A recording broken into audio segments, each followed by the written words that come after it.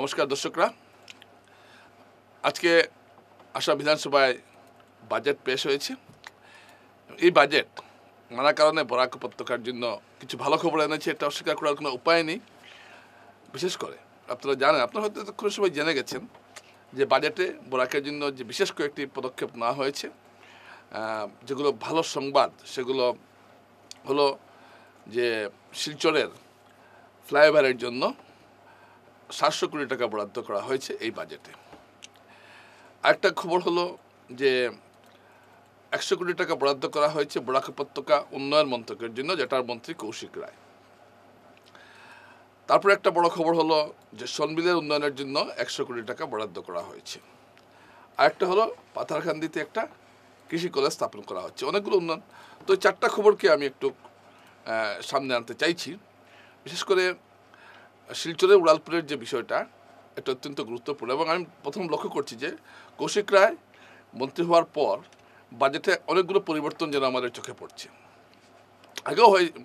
আগে যেমন ঠিক এভাবে গত 5 বছরে কিন্তু এভাবে বাজেটে বরাককে তো কিছু দেওয়া হয়নি।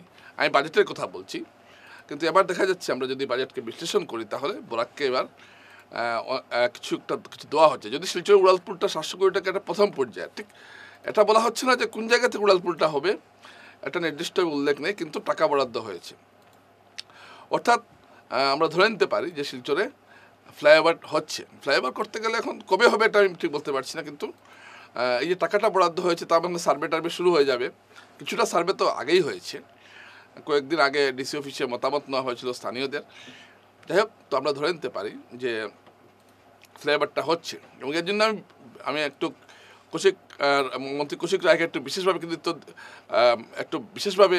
কৃতিত্ব দিতে চাই, কারণ তিনি মন্ত্রী হওয়ার পর কিন্তু এটা ঘটেছে। এবং বরাক উপত্যকা উন্নয়ন মন্ত্রকের যে 100 কোটি টাকা বরাদ্দ হয়েছে, যদিও টাকাটা দেখতে খুব একটা বড় অ্যামাউন্ট নয়, 100 কোটি টাকা, কিন্তু প্রথম বরাদ্দ হিসাবে এটাকে কম মোটেই বলা যাবে না। এবং এটাকে যদি ঠিকমতো কাজে লাগানো যায় তাহলে বরাকের উন্নতির জন্য অনেক কিছু হবে, এবং কৌশিক রায় হয়তো সেই চেষ্টাই করবেন। এবার অন্যবার বাজেটে আমরা দেখতাম বেশিরভাগ কিছু লক্ষ্মীপুরে চলে গেছে, কিন্তু এবার দেখা যাচ্ছে বাজেটে লক্ষ্মীপুরের চাইতে শিলচরের প্রাপ্তি বেশি বা করিমগঞ্জের প্রাপ্তি বেশি। এটা কৌশিক রায় হয়তো মন্ত্রী হওয়ায় এটা হয়তো হয়েছে। এটা একটা ঘটনা। এখন যে তিনি শুধু যেহেতু তিনি মন্ত্রী হয়েছেন, এখন তিনি আর লক্ষ্মীপুরের নন, তিনি গোটা বরাকের মন্ত্রী, এইরকম একটা কথা। আর যদি আপনারা বিধানসভা এলাকা দেখেন তাহলে রাতাবাড়ি এবার অনেক কিছু পেয়েছে, রাতাবাড়ি রামকৃষ্ণনগর অনেক কিছু পেয়েছে। এটা পাওয়ার কোথায়? আমি সবসময় একটা ভুল ধরি, কিন্তু আজকে আমি বাজেট নিয়ে বরাক উপত্যকা যেটা হয়েছে এটা নিয়ে আমি কোনো নেগেটিভ কথা বলবো না। অনেকে বলছেন, দেখছি ফেসবুকে, যে এগুলো প্রতিশ্রুতি। 700 কোটি টাকা আগে অনেকগুলো প্রতিশ্রুতি দেওয়া হয়েছিল। বাজেটে চিড়িয়াখানার কথা ছিল, তারপর আগের বাজেটগুলোতে ছিল মিনি সেক্রেটারিয়েটের কথা। 3-4টা বাজেট থেকে এটা বলছে, কিন্তু বাস্তব ক্ষেত্রটা হয়নি। কিন্তু আমি আশা করব, তাই অনেকে বলছেন যে এগুলো এইসব বাজেটে দেখানো হয়েছে, আসলে কোনো কাজটা হবে না। আমি এটা বিশ্বাস করি না। আশা করি যে শিলচর ফ্লাইওভারের কাজটা হবে, কারণ অন্যগুলোর সঙ্গে শিলচর ফ্লাইওভার মেলালে হবে না। কারণ শিলচর ফ্লাইওভারটা খুব জরুরি, এবং এক্ষেত্রে অনেকগুলো কাজ করতে হবে, যেগুলো করা খুব জরুরি। এবং এক্ষেত্রে কৌশিক রায় অনেকটাই অগ্রণী ভূমিকা নেবেন, এটা আশা করা যায়। তো এই বাজেটের ফলে আরেকটা জিনিস, এই বরাক উপত্যকা উন্নয়ন মন্ত্রকে যে টাকা পয়সা বরাদ্দ হয়ে গেল, অনেকেই ভেবেছিলেন যে এটা মন্ত্র খোলা হয়েছে, কোনো বয় বরাদ্দ হবে না, কিন্তু এটাতে একটা বরাদ্দ রাখা হয়েছে। তো সব মিলে এই বাজেটে অনেকগুলো জনকল্যাণমুখী কিছু কথা বলা হয়েছে, কিন্তু বাজেটের যে মেইন কোনো দিশা, যেটা মধ্যবিত্তদের রিলিফ দেওয়ার জন্য অনেকগুলো, বা যারা রেশন দোকানের জিনিস কিনেন তারা রিলিফ দেওয়ার জন্য চাল, ডাল, লবণ এগুলোতে কিছুটা রিবেট দেওয়া হয়েছে। কিন্তু আমার মনে হয় এটাও অতটা পর্যাপ্ত নয় যতটা দেওয়ার কথা। চা বাগানের শ্রমিকদের এককালীন 5,000 টাকা করে দেওয়ার কথা, এরকম অনেকগুলো প্রকল্প আছে এই বাজেটে। এক কথা, যেহেতু 2026 সালে ভোট আছে, সেই ভোটের দিকে তাকেই হয়তো অনেকগুলো জনগণকে রিলিফ দেওয়ার কথা বলা হয়েছে। আর বাজেটটা ঘাটতি বাজেট, এটা পেশ করেছে অজন্তা নিয়োগ।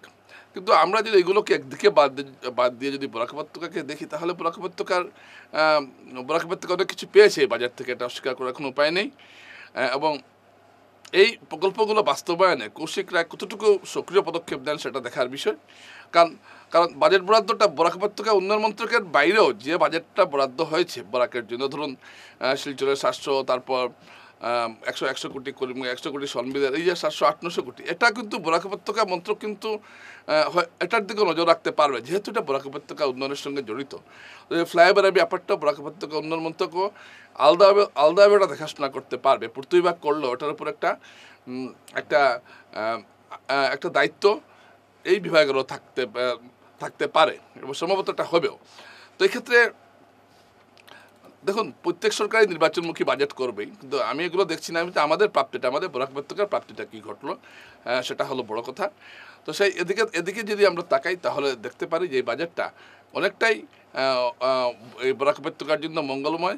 বিশেষ করে শিলচর ফ্লাইওভারটা খুব গুরুত্বপূর্ণ বিষয়, এবং এই শিলচর ফ্লাইওভারটা যদি হয়ে যায় বা হওয়া যদি শুরু হয় তাহলে মানুষের দুর্ভোগটা অনেকটা কমবে। কিন্তু কাজটা অত্যন্ত কঠিন, এটাও মনে রাখতে হবে। এই কঠিন কাজটা কীভাবে করতে হয় সেটা এখন দেখার বিষয়, এবং আশা করি এক্ষেত্রে সব মন্ত্রী বিধায়করা একটা সক্রিয় ভূমিকা নেবেন এবং মানুষ এবং জনগণকে এগিয়ে আসতে হবে যাতে ফ্লাইওভারটা হয়। আর সবচেয়ে বড় কথা, টাকা বরাদ্দ হয়েছে, সেটা কিন্তু বাজেট বরাদ্দ হলেই যে টাকা বাস্তব ক্ষেত্রে বরাদ্দ হয় এমন নয়, কিন্তু এটাকে কিন্তু সবাই মিলে করতে হবে। বরাকের যারা মন্ত্রী আছেন, কৌশিক রায় আছেন বা বিধায়করা আছেন, দীপায়ন চক্রবর্তী আছেন, সবাই, শিলচরের বিধায়ক, এরা সবাই মিলে এই টাকাটা যাতে সত্যিকার অর্থে এখানে এসে বরাদ্দ, মানে কাগজে কলমে বরাদ্দ নয়, সত্যিকার অর্থে বরাদ্দ হয়, সেই বিষয়টা দেখার একটা দায়িত্ব রয়েছে। কারণ মানুষ কিন্তু এই যে আজকের যে ঘোষণাগুলো মানুষ কিন্তু খুব মন দিয়ে দেখছেন, এবং এটা বাস্তবায়িত হয় কিনা এটা কিন্তু মানুষ সাংঘাতিকভাবে লক্ষ্য রাখবেন। তো এক্ষেত্রে অনেকটা দায়িত্বের ব্যাপারও এখানে এসে গেছে। তো আমি আশা করব যে নির্বাচনের আগেই অন্তর্পক্ষে শিলচর ফ্লাইওভারের কাজটা শুরু হয়ে যায়, এটা যাতে দেখতে পায়। সনবিলকে যে উন্নয়ন কথাটা বলা হচ্ছে সেটা কিন্তু সনবিল পর্যটনের উন্নয়ন নয়, মৎস্যজীবীদের জন্য উন্নয়নটা হবে। যাই হোক, মৎস্যজীবীদের জন্য উন্নয়ন হলো, এই টাকাটা সনবিলের কাজে লাগবে এবং টাকাটা খরচ করবে এখানকার প্রশাসন। তাই আমরা চাইব যাতে একই সঙ্গে সনবিলকে একটা পর্যটন কেন্দ্র হিসাবে গড়ে তোলা এবং ব্যাপকভাবে এটা সারা দেশ জুড়ে বিজ্ঞাপিত করা, এটা খুব প্রয়োজন। তো সনবিলের জন্য এই টাকা বরাদ্দটা নিঃসন্দেহে একটা ভালো খবর। আপনারা জানেন যে এশিয়ার দ্বিতীয় বৃহত্তম নদীদ্বীপ, এটা পর্যটক আকর্ষণের একটা কেন্দ্রবিন্দু হতে পারে। এই তো বর্ষা শুরু হবে কয়েকদিন পরে, প্রচুর পর্যটক এখানে আসবেন। তো সেই দিকে তাকালে কিন্তু এটা একটা ভালো পদক্ষেপ বলে আমরা মনে করি। এবং বাকি তো আমি বললাম সব কিছুই। আর আপনি যদি বাজেটটাকে ঠিক যদি এই বাজেট যদি বরাকে যদি প্রয়োগ হয়, সত্যিকার অর্থে যদি টাকাটা খরচ হয়, তাহলে কিন্তু অনেক সুফল আমরা এই বাজেট থেকে পেয়েছি, এটা বলতে হবে। আর এছাড়া সাধারণভাবে যদি এই বাজেটের কথা বলেন, এই বাজেট আমি যেটা ব্যক্তিগতভাবে মনে করছি, এটাই বাজেটটা মানুষ অনেকগুলো রিলিফ মানুষকে দেওয়া হয়েছে এই বাজেটে, কিন্তু রাজ্যের আয় কীভাবে বাড়বে তার কোনো নির্দিষ্ট দিশা এই বাজেটে আমি দেখতে পেলাম না। অবশ্য আজকাল এই আয়টায়ের ব্যাপারগুলো কমই দেখা হয়। যে সরকারি বাজেট বানায় সেই সরকারই তার নির্বাচনমুখী বাজেট বানায়, এটা নিয়মই, এটা এভাবে হয়েছে। যাই, এগুলো দেখে আমাদের লাভ নেই, আমাদের দেখতে হবে আমরা বরাক উপত্যকায় কী পেয়েছি। তাহলে বরাক উপত্যকায় মোটামুটি যা পেয়েছি ভালোই পেয়েছি, এখন এটাকে কীভাবে সঠিক করতে কাজে লাগানো যায় এটাই দেখার বিষয়। নমস্কার।